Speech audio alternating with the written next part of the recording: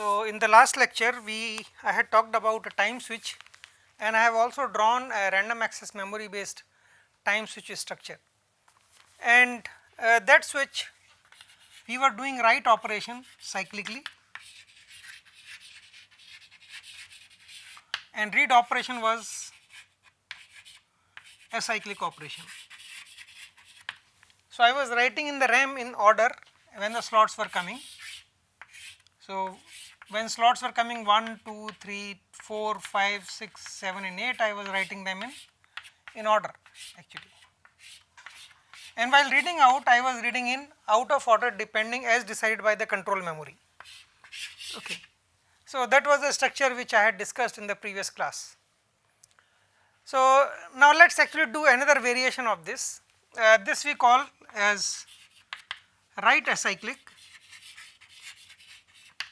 and read cyclic. So, if I have to implement this, how this will be done?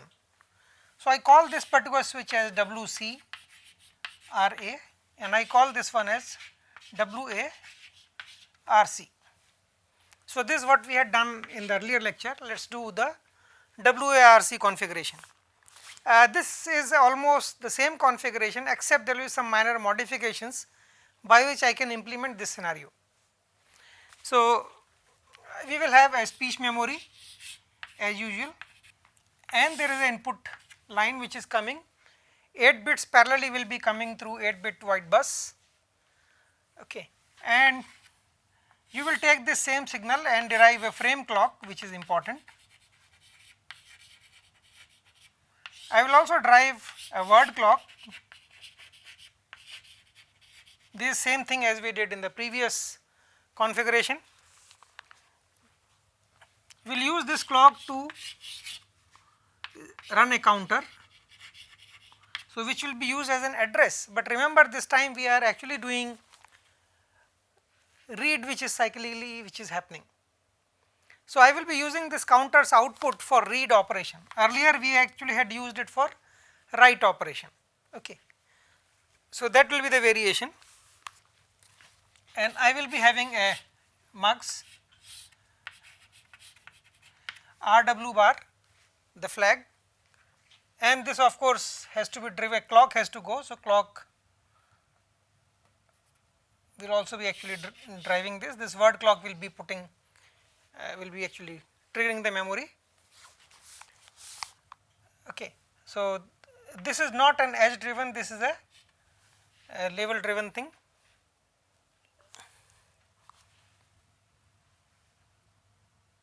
Okay, this is not actually required, this is not required here.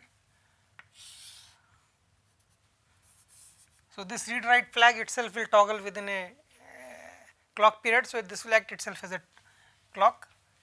So, counter I can actually put one counter value. Now, this time the same clock will be used to choose one of the inputs, either the counter or one which is going to come from a control memory. This you can actually observe, this was exactly what we had last time, but only variation which will come is we are actually again assuming that during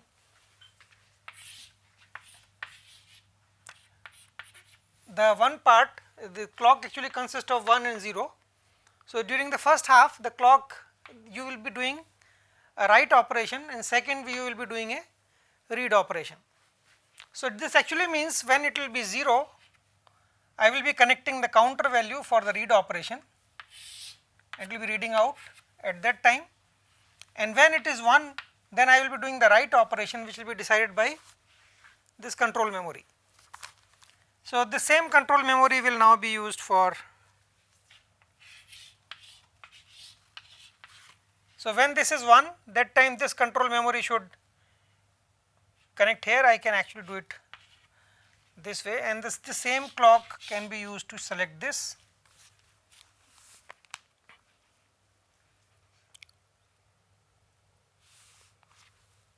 Okay. And when this clock is 1 I am actually writing. Okay, so I have to put a not get here. So, in fact, if I do not want to put it, I have to just simply swap this, and that will ensure things are happening this way. So, when it is 0 you are writing that time, when it is 1 then you are reading it out. This one is going to come from the controller.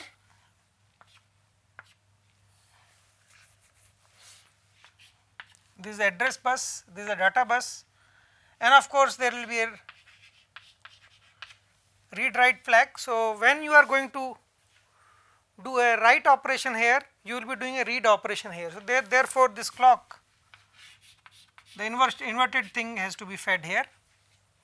I think I had forgotten this particular stuff in the previous lecture. So, you can add this correspondingly.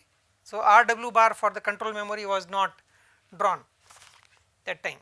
So, this one gives you a complete write acyclic and read cyclic configuration. So, when you are writing is when the word clock is 1, okay, now this frame clock will be used to do the reset of the counter. So, when it is 1, that time you are reading from here, and for reading you are deriving, you are taking the address for this speech memory from counter. So, this one will get connected here, okay. And during this period when this is 1, from your control circuitry, from your processor, you can write into the control memory that time. So, all the control signals for this switch block, the control action is governed by this, the map between input to output, and this can be written when the clock is 1 here. When clock goes to 0, this time this counter will be connected to this address bus. So, in which location you have to write that particular slot which is coming here, that will be governed by what is written here in the memory. Okay. So, if when 1 is coming here, so here the 1 location will tell 5. So, whatever is coming in 5 will be written into the 5th location in the speech memory. So, we will do an example whereby you can actually figure out how the map happens between the two cases. So, let me take a case, again this is same as I am going to have 8 slots in the frame.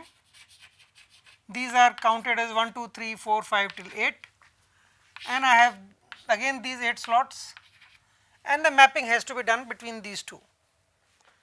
So, I am actually taking an example whereby I have to decide that at which location what has to be written in the control memory.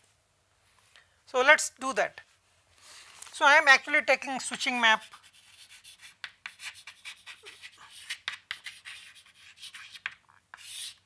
So, 1 has to go to 1, basically slot 1, whatever is coming in the input has to be mapped to 3.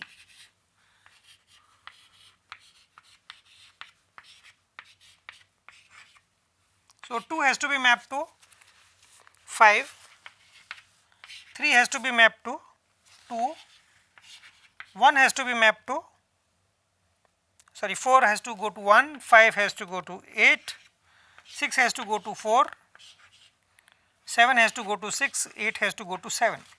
In fact, you can take anything, this I have just taken something which is arbitrary map. You can take anything and you can do this exercise for your understanding. So, when I am going to have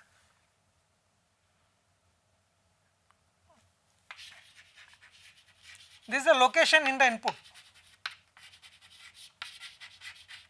okay, and what is going to be in the control memory, this is a location in control memory, location in control memory, and what is going to be stored in that control memory, the content part. This is a content for write cyclic, read acyclic, and this is a content which has to be kept in write acyclic and read cyclic. Okay. So, there will be 8 locations in the control memory because it is a 8 slot 8 by 8 switch. So, I will have 1, 2, 3, 4, 5, 6, 7 and 8. So, if we have WCRA switch, okay. So, wavelength that write is happening cyclically, but read is acyclic. So, I have to connect from 1 to 3. So, remember when write is cyclic, this one must have been written in the speech memory's first location, and during third slot it should be read out. Third slot it should be read out. So, third location in control memory should contain 1. Okay. So, third slot should contain 1. So, essentially I have to look at this, and based on that whatever is here has to go in the content. Okay. So, because third slot I want to read out from the first location, so third slot I want to read out from the first location. Fifth slot I want to read out from second one, second. In the second slot I would like to read out from the third one. In the first slot I would like to read out from the fourth one. Eighth slot I would like to read out from the fifth. Fourth I would like to read out from sixth. Fourth I would like to read out from 6, and sixth I would like to read out from 7, and seventh I would like to read out from 8. So, if it is a WCRA switch, this is what will be the content in the control memory. Now, let us come back to this configuration. This is the one which we had done earlier. Okay. If I use WARC, which is this configuration, what is going to be written in the control memory? So, I am going to read out from first, second, third locations in the order. I will be in first slot, will be reading out from first. So, if I want to map to third location 1 to 3, I should write in the third location. So, in the first slot whatever is coming I should write in the third location. Okay. So, what this actually means, so that when the third slot will be coming here on this side, it will be the third location will be read out in the third stuff. So, 1 will map on to 3, 2 will go to 5, okay, and 3 will go to 2,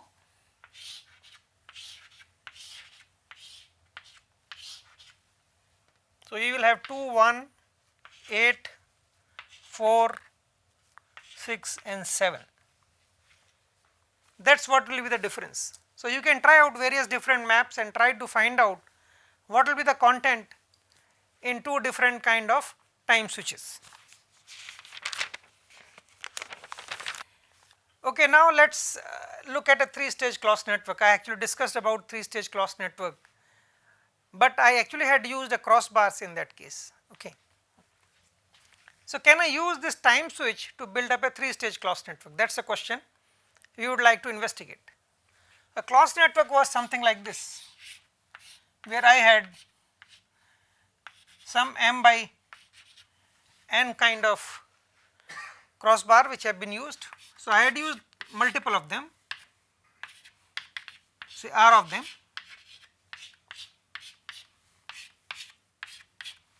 So, in the middle stage I had used an r by r switch,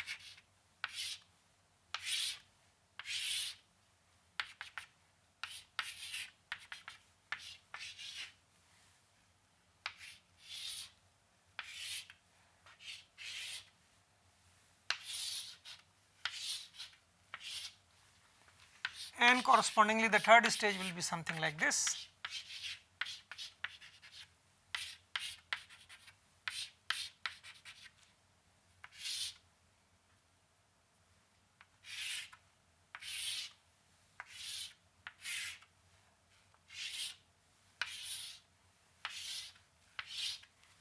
I have got a crossbar.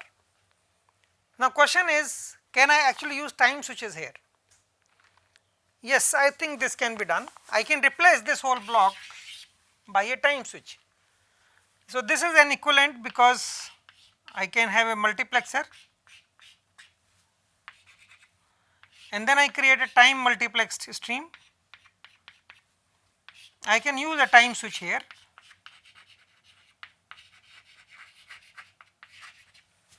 And then I can have a multiplex stream where the slots have been interchanged through a time slot interchanger, and I can then do time division demultiplexing So, if you look from here, this is nothing but a space switch which we are using here. So, I can technically replace all these first and third stage by these time switch blocks. So, what will happen because of this? So, I will end up in getting a time switch. I am actually putting a time switch here, but there are multiple of them.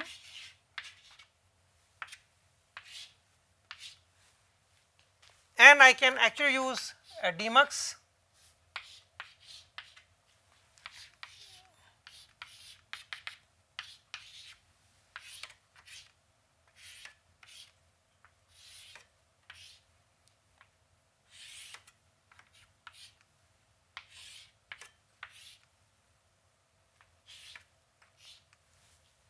okay, and I can do similar exercise here on this side.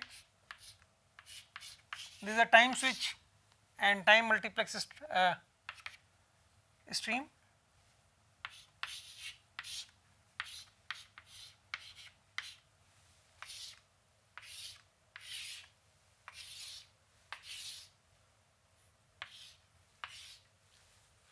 And I have replaced it by time switches. Now, but one important thing which you can actually observe, when you have time slot 1, because this is 8 by 8 slots for example, as an example. So, 8 slots will be here, okay. And once you have 8 slots, you actually can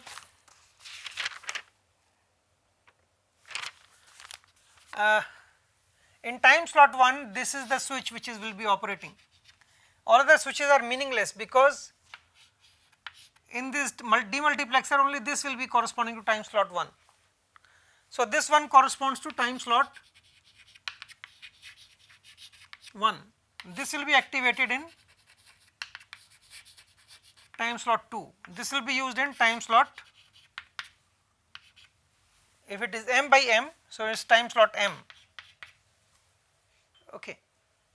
So, all of them will be used only in, and each one of them is R by R space switch, okay. And similarly, when they will be coming, this will be taken in time slot 1, time slot 2, time slot m, and then you get a time multiplex stream coming out here. I can do something, because all these switches are not being used simultaneously. I can remove these, and if I can only use one switch which can in one slot work like this, second slot it can move and operate like this one, and m slot it will operate like this one, I can use only one single space switch, and it will work in time multiplex fashion. Every slot its configuration will change. If I can do that, I do not require these demux and muxes actually, and we get a configuration which is called TST, time space time configuration, okay. So, this I can actually very well replace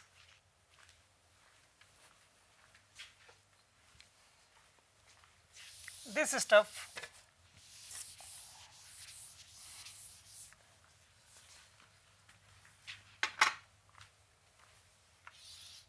by one single switch which is R by R. Earlier there were many of them, m of them like this, and I just connect these, okay. So, when time slot 1 is there, here time slot 1, here will be time slot 1, this will be one configuration, input to output map. So, there will be m possible m maps, and they will be now changing every time slot. So, this switch will be changing continuously. So, I have to store it somewhere, okay. I will store it in a control memory corresponding to this switch. These time switches anyway have control memory, as we have discussed earlier. So, I can actually build, this is known as TMS, time multiplex switch. So, this is actually a single crossbar, but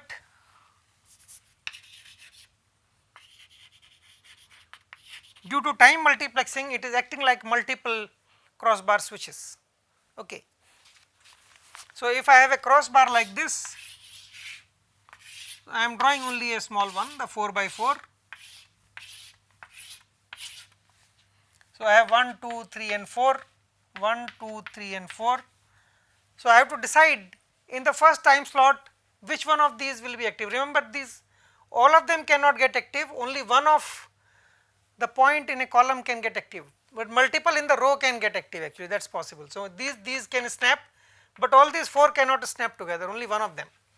So, I can do addressable stuff and this can be controlled through a control memory. So, time slot 1 will tell which one of these. So, there will be 2 bits here because there are only 4 possible options which require 2 bits. So, which one of the cross points will get activated, time slot 2, which one of them will get activated and so on.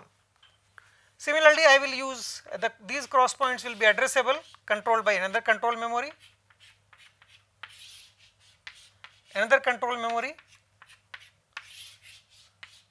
whatever is a frame clock, I am going to assume these to be synchronized, all the inputs. That word clock and frame clock will actually be used to generate the addresses here. So, the similar structure what we had in a time switch will be required in this case, and this TMS can be put in here, and I get a TST configuration. So, important thing is the amount of hardware reduces drastically here because I do not require large number of crossbars. I can work with much smaller number.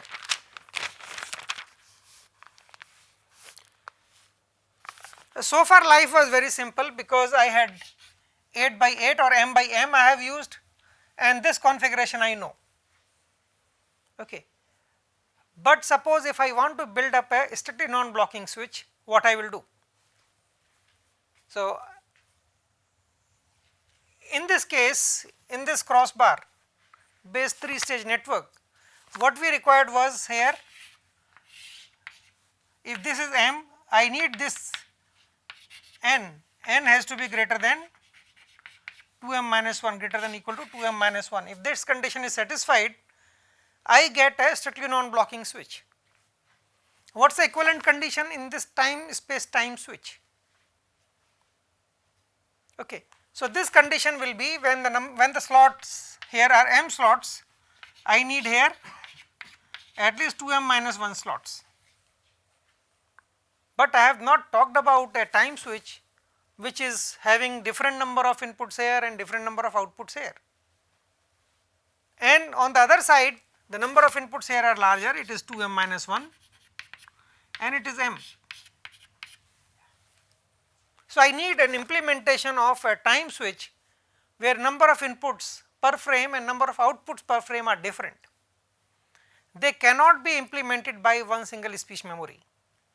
See, remember in earlier time switch implementations, in first half of the clock I was either doing read or write, and otherwise on the second half of the clock I was doing write or read, okay, the corresponding thing. So, depending on whether it is a write cyclic or read cyclic, I can do it either way around. Okay. So, how to implement this time switch? So, we need to look into this aspect. So, we will look into this thing in the next module.